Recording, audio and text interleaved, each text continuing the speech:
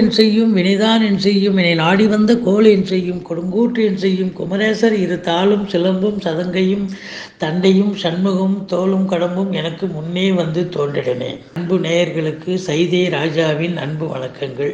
நாம் இப்பொழுது சனி பெயர்ச்சியினுடைய பலன்களை சொல்ல இருக்கிறோம்.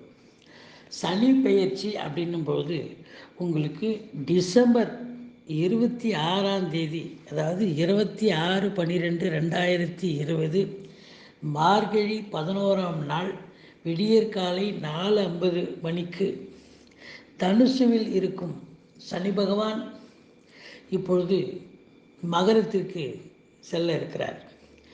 அதாவது ஒரு ராசியில் இந்த சனி பகவான் 2.5 ஆண்டுகள் இருப்பார்.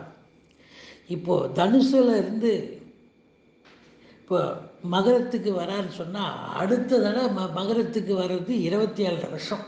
அதாவது டோட்டலாக ஒரு வீட்டுக்கு 2.5 வருஷம் கணக்கு பண்ணால் 30 ஆண்டு காலம் ஒரு 12 ராசி அவர் சுற்றி வர்றது. அதனால தான் சொல்லுவாங்க 30 ஆண்டு காலம் வாழ்ந்தவனும் இல்லை வீழ்ந்தவனும் இல்லைன்னு சொல்லுவாங்க. சனி பொறுத்தவரையிலையும் இப்போது மகரத்திற்கு வருகிறார் என்றால் அது ஆட்சி வீடு, அவருக்கு அற்புதமான வீடு. சனியை ஆயுள் காரகன் என்று சொல்வார்கள். ஒருவருடைய ஆயுளை பற்றி தெரிஞ்சுக்கணும் அப்படின்னு சொன்னால் சனியை பார்த்து சொல்லுவாங்க. அந்த அளவுக்கு சனிக்கு ஆயுள் காரகன்னு பேர். சனிக்கு கர்மகாரகன், தொழில்காரகன், ஜீவனக்காரகன், மந்தன், லேட் லத்தீப் அப்படின்ற மாதிரி இங்கிலீஷில் கூட சொல்லுவாங்க. லேட் லத்தீப் அதாவது பெரும்பாலும் பார்த்திங்கன்னா இவர் அதாவது கொஞ்சம் ஸ்லோவாக தான் எதையுமே செயல்படுத்துவார். இப்போ சில கிரகங்கள் ஒரு குரு பயிற்சி அப்படின்னா ஆனால் பிஃபோர் 30 days முன்னே ஒர்க் பண்ண ஆரம்பிச்சிடுவார். ஆனால் இவரை பொறுத்தவரை அப்படி இல்லை. வந்து உட்காந்து செட்டில் ஆனதுக்கப்புறம் தான் படிப்படியாக இவன் நல்லவனா இவன் கெட்டவனா இவனுக்கு என்ன பண்ணலாம் ஏது பண்ணலான்னு ஆராய்ச்சி பண்ணி பக்காவாக ஒரு ஒரு பின் பாயிண்ட்டு கூட மிஸ் ஆகாத அளவுக்கு அவனுக்கு என்ன நல்லது செஞ்சோம்னா நல்லது, கெடுதல் செய்யணும்னா தீமை பலனை தரணும்னா தீமை பலனை தரக்கூடிய நிலை. அந்த அளவுக்கு இந்த சனியனுடைய நிலை இருக்கிறது. இப்போது கும்பராசி அப்படின்னும் பொழுது கும்பராசி காலபுருஷ தத்துவப்படி 11வது ராசி. கும்பத்தில் பார்த்தீங்கன்னாக்கா அவிட்டம், சதயம், பூரட்டாதி. அதாவது அவிட்டம் 3ஆம் பாதம், அவிட்டம் 3 4, சதயம் 4 பாதங்கள், பூரட்டாதி 3 பாதங்கள். இப்போது 9 பாதங்களை உள்ளடக்கியது கும்பராசி. கும்பராசிக்கு அதிபதி சனி பகவான் தான். இவரே தான் அவருக்கும் அந்த வீட்டுக்கும் ஆட்சி நிலை தரக்கூடியவர். அதனால் இந்த ராசி அதிபதி 12ஆம் வீட்டுக்கு வரார். அதாவது 11லிருந்து 12க்கு வரார். இந்த சனி பகவானை பற்றி பார்த்திங்கன்னா சனி என்றால் நீதிமான், சனி என்றால் தர்மன் என்றும் சொல்லி கேள்விப்பட்டிருப்பீங்க. சனிக்கு பார்த்தீங்கன்னு சொன்னால் உடலின் ஒட்டுமொத்த இயக்கத்திற்கும் காரகத்துவம் உடையவன். கிட்னி மற்றும் கால்களை குறிப்பவன் இவன். இந்த சனி ஒருத்தருடைய வாழ்க்கையில் சனியை கண்டு பயப்படுறாங்க. பட் இருந்த போதிலும் ஒரு கடை மட்டத்தில், அதாவது ஒரு சாதாரண மிகச்சாதாரண ஒருவனுக்கு அவருடைய வாழ்க்கையில் மிகப்பெரிய மாற்றங்களையும் மிகப்பெரிய திருப்புமுனையும் ஏற்படுத்துபவர் சனி பகவான். நம்ம செய்த பாவ புண்ணிய கணக்கு கர்ம வினைகளுக்கு ஏற்ப நம்முடைய முன்னோர்கள் அவங்க செஞ்ச பாவ புண்ணிய கணக்கு அதனுடைய கர்ம வினைகளுக்கு ஏற்ப நல்ல பலன்களோ தீய பலன்களோ தர இருக்கக்கூடியவர் சனி பகவான். அதனால தான் சனியை கண்டு எல்லாரும் அஞ்சறதுக்கு காரணமே அதுதாங்க. சனி பயிற்சிக்கு மக்கள் உலக அளவில் அதிக முக்கியத்துவம் தருகிறார்கள் என்று சொன்னால் இதனால தான். ஒரு பயம். குரு பயிற்சின்னா ஒரு சந்தோஷமாக இருக்கிறாங்க. குரு நல்லது செய்வார், இல்லைன்னா ஓரளவுக்கு ஒரு நியூட்ரலாக இருப்பார், கெடுதல்லாம் பண்ண மாட்டார் அப்படிங்கிற ஒரு கான்செப்ட் அவங்களுக்கு அவங்க மனசில் நிறைஞ்சிருக்கு. ராகு கேது பயிற்சிக்கு அடுத்தது சனி பயிற்சி. குரு பயிற்சி 1 வருஷம், ராகு கேது பயிற்சி 1.5 வருஷம், சனி பயிற்சி 2.5 வருஷம். இப்போ 2.5 வருஷம் ஒரு வீட்டில் இருக்கிறதால அவர் 2.5 வருஷம் நல்லதை செய்ய வேண்டுமானால் 2.5 வருஷம் நல்லதை செய்வார், தீயதை செய்ய வேண்டுமானால் 2.5 வருஷமும் தீயதை செய்வார். அப்படிங்கிற ஒரு கான்செப்டால தான் ஜனங்க வந்து ரொம்பவும், அதாவது இந்த சனி பயிற்சி பல அற்புதங்களையும் ஆனந்தத்தையும் தரக்கூடியது அப்படின்னு சொல்லலாம். இப்போது ஒருவருடைய பிறந்த ஜாதகத்தில் அவங்களுடைய மாதா செல்லு செல்லு போக தசாபுத்தி இருப்பு அப்படின்னு ஒரு கணக்கு இருக்குங்க. அந்த தசாபுத்திப்படி தான் வாழ்க்கை. அதுக்கப்புறம் இப்போ உதாரணத்துக்கு சூரிய திசையில் ஒருத்தர் பிறந்தாருன்னா சூரியனுக்கு அப்புறம் சூரியன், சந்திரன், செவ்வாய், ராகுன்னு போயிட்டே இருக்குங்க. அந்த தசை அந்த கிரகங்கள் என்ன நிலையில் இருக்குதோ, நல்ல நிலையில் இருந்தால் நல்ல பலன், கெட்ட நிலையில் இருந்தால் கெட்ட பலன். அதுலேயும் நிறைய கணக்கு இருக்குங்க. தீய கிரகங்கள் பார்க்காம இருக்கணும், அது சாரநாதன் பார்க்கணும், இவ்வளோ வேலைகள் இருக்குது. இதை வச்சு தான் ஒரு கிரகம் வந்து ஃபேவரபுளாக, நியூட்ரலாக, அன்ஃபேவரபுளாக அப்படின்னு தெரிஞ்சு அதுக்கு தகுந்த மாதிரி தான் தசாபுத்தி பயனை தருகிறது. அப்படி இருக்கும் பொழுது இது வந்து கோச்சார ரீதி பை பர்த் இல்லாமல் லக்னப்படி பலன் சொல்கிறது கிட்டத்தட்ட ஒரு 80% பலனை தரக்கூடியது. கோச்சார ரீதி அப்படின்னும்போது கிட்டத்தட்ட ஒரு 30-40%. ஏன்னா சனி பகவான் 2.5 வருஷமாக இருக்கிறதால 30-40% வரைக்கும் அவர் வந்து இப்போ பலனை, நல்ல பலன் தரனால் நல்லதை தருவார், கெடுதலை தருவார், கெடுதலை தருவார். அதுவும் ஒருத்தருடைய தொழில் வளர்ச்சியை பெருசாக பிரம்மாண்டமாக கொண்டு போகிறதுக்கு சனி தாங்க முக்கியத்துவம். சனி பொறுத்தவரையிலையும் அவர் தர நினைத்தால் மற்ற கிரகங்களை விட பிரமாதமாக கொடுப்பாருங்க. சனி அப்படின்னு சொன்னாலே எல்லாரும் பயந்து ஓடுறாங்க. ஆனால் குருவுக்கு இல்லாத ஒரு சிறப்பு சனி பகவானுக்கு ஈஸ்வரன்னு பட்டங்க. இப்போது இந்த சனி பகவான் இந்த கும்ப ராசிக்கு நம்ம வருவோங்க. கும்ப ராசிக்கு இவர் கடந்த 2.5 ஆண்டு காலமாக 11ஆம் இடத்துல இருந்தார். 11ஆம் இடம் என்பது அற்புதமான ஒரு இடம், லாபஸ்தானம், ஒரு லாபம். அதாவது இவருக்கு பொறுத்தவரையிலையும் சனி பகவான் இந்த கோச்சார ரீதியாக ராசிக்கு 3, 5, 6, 10, 11 ஆகிய இடங்களில் வரும் பொழுது நல்ல பலனை, ராஜயோக பலனை தர வல்லவர் அப்படின்னு சொல்லலாம்.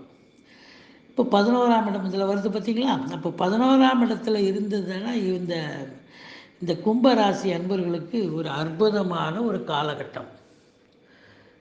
தொட்டதெல்லாம் உங்களுக்கு கடந்த 2.5 வருஷமாக நல்ல சூப்பராக கொண்டு போச்சு. ஆனால் கடந்த 1 வருஷத்தை கழிச்சிருங்க. இதில் யாருக்குமே செய்யலைன்னும் போது இவங்களுக்கு மாத்திரம் எப்படி செஞ்சுருக்க முடியும்?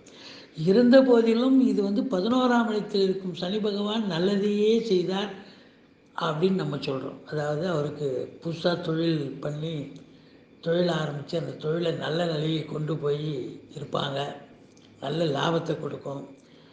புதுசாக ஆரம்பித்தவங்களுக்கும் ஏற்கனவே ஆரம்பித்தவங்களுக்கும் நல்ல ஒரு அற்புதமான ஒரு பலனை தரும். வேலைக்கு போனவங்களுக்கு நல்ல ப்ரொமோஷன், இன்க்ரிமெண்ட் இதெல்லாம் கிடைச்சி சந்தோஷமாக பிள்ளைங்களுக்கு கல்யாண செலவு, அதுக்கப்புறம் வந்து திரும்ப அது வீடு கட்டுறது, வண்டி வாகனங்கள் வாங்கிறது. ஏன்னா இப்போ லாபஸ்தானம் நிறைய இருக்கும்போது அதுக்கு உண்டான செலவினங்கள் பண்ணி தானே ஆகணும். அப்போது அதுக்கு வந்து வீடு வாசல் வாங்கிறது, இப்படி மக்கள் வந்து கணவன் மனைவி பரஸ்பர ஒற்றுமை சந்தோஷமாக இருக்க, பணம் வந்தால் எல்லாம் வந்துடுமாங்க, சந்தோஷம் தானாக வந்துடும் குடும்பத்தில். இப்படி இருக்கும் பொழுது கடந்த 2.5 வருஷமாக இவங்களுக்கு வந்து அற்புதமான பலனை, ஒரு ராஜயோக பலனை கொடுத்துச்சு. கோடீஸ்வர யோகத்தையே கொடுத்துச்சின்னு சொல்லலாம். ஒரு சிலர் கோடீஸ்வர யோகத்தை பெற்றிருப்பார்கள் அப்படின்னு சொல்லலாம். ஏன்னா 11ஆம் இடம் வந்து லாபஸ்தானங்க. லாபஸ்தானத்தில் வந்து ராசி அதிபதி இருந்தாலே அவர் லாபத்தை தான் தருவார், நம்பர் 1. 2வது சனியை பொறுத்தவரையிலையும் சந்திரனுக்கு அந்த ராசிக்கு 11ல் இருக்கிறாருன்னு சொன்னால் அது லாபஸ்தானம் தான். ஸோ 2 விதமாக எடுத்துக்கலாம். இவங்களுக்கு ராசி அதிபதியாகவும் எடுத்துக்கலாம், சந்திரனுக்கு லாபத்தில் சனி இருக்கிறார் அப்படின்னு எடுத்துக்கலாம். 2 ஆண்களையும் பார்க்கும்போது அவர் வந்து நல்லதையே செய்ய கடமைப்பட்டவர் அப்படின்னு நம்ம கண்டிப்பாக சொல்கிறாங்க. அப்படி இருக்கும் பட்சத்தில் இந்த மார்கழி 11 டிசம்பர் 26ஆம் தேதி உங்களுக்கு 2020 குரு பயிற்சி வர இருக்கிறது.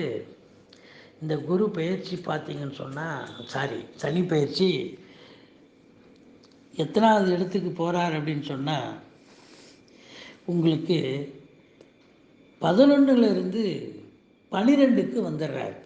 12 என்பது மறைவு ஸ்தானம், செலவினங்கள் ஏற்படக்கூடிய ஒரு ஸ்தானம். சாதாரணமாக ஒரு ராசி அதிபதி 12ல் போய் மறைஞ்சாலே அவருக்கு வலுவில்லைன்னு சொல்லுவாங்க. ஆனால் இங்கே மறைவு கிடையாது. ஏன்னா அவருடைய வீடு ஆட்சி வீடு. அதே நிலையில் இருந்தாலும் இது 12ஆம் இடம் இந்த கும்பராசிக்கு அற்புதமான இடம். ஏன்னா 12ஆம் இடத்து அதிபதி ஆட்சி நிலையில் இருந்தால் அவங்க எல்லா சொபிஸ்டிகேட்டட் லைஃப்பையும் என்ஜாய் பண்ணணும்னு ஒரு விதி.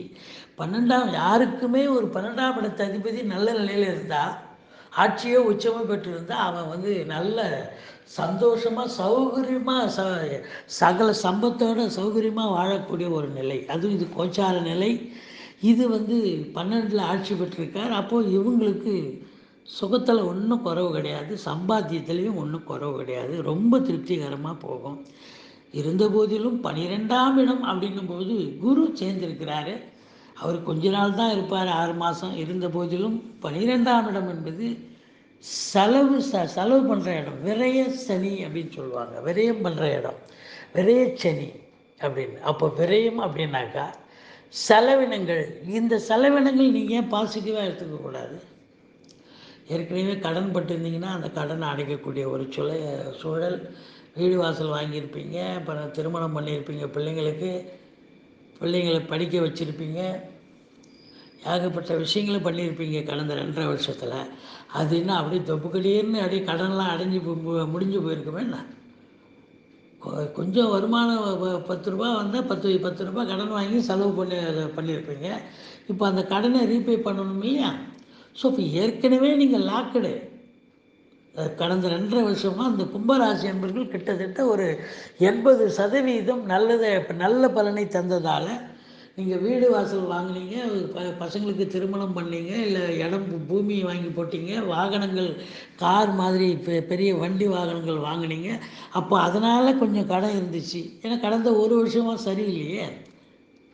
அப்போ அந்த கடனை ரீபே பண்ணக்கூடியது விரயச்சனியாக தான் விரயமாகுது. அது உங்களுக்கு விரயமே கிடையாதுங்க, கடனை திருப்பி செலுத்துறீங்க. அப்படித்தான் நம்ம எடுத்துக்கணும். இதையும் தாண்டி உங்களுக்கு பார்த்தீங்கன்னா, இந்த சனி பகவான் 3ஆம் பார்வையாக உங்களுக்கு 2ஆம் வீட்டை பார்க்குறாரு. ஆட்சி பெற்ற சனி உங்கள் மகரத்துக்கும் சரி கும்பத்துக்கும் சரி அவர் சுபர், லக்னாதிபதி சுபராயிடுறார்.